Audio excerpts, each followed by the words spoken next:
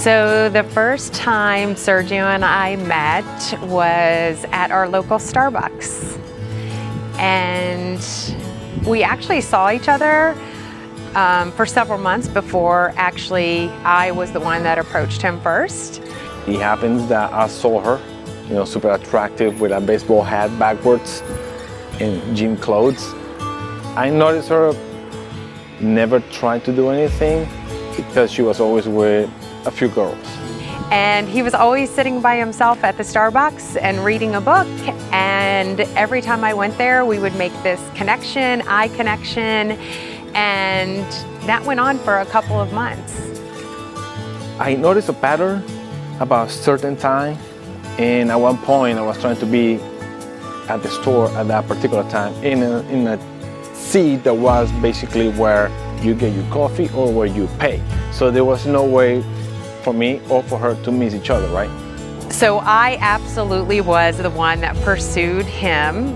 Sorry, Mom. I just wait until finally she one day says something about my tattoo on my leg.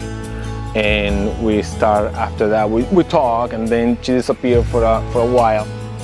So after I saw Sergio at Starbucks for a couple of months, I actually approached him first and said, "Hey, nice tattoos." And he immediately stood straight up in his chair and said, "Thank you." And that's all it took. But then after that, we didn't see each other for maybe 2 weeks, and which is what led me to further pursue him. And I actually reached out to my friend who was the barista manager, and I said, "Hey, do you know Sergio? Bald?" And immediately he said, "Absolutely, I know Sergio." And I said, "Can you give him my phone number?" Which was really odd for me because I had never done that before.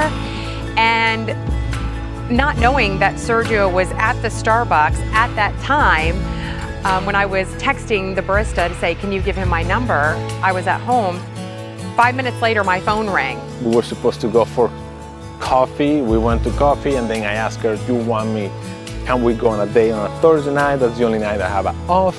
And she said, "Sure, let me check my schedule, blah, blah, blah." Well, that same Sunday after we have coffee, she called me and she texted me and said, "Hey, when I have dinner, I'm off. I'm open." And we went to Red Mesa, which is very ironic and kind of cool at the same time because that's exactly where we're going to say I do.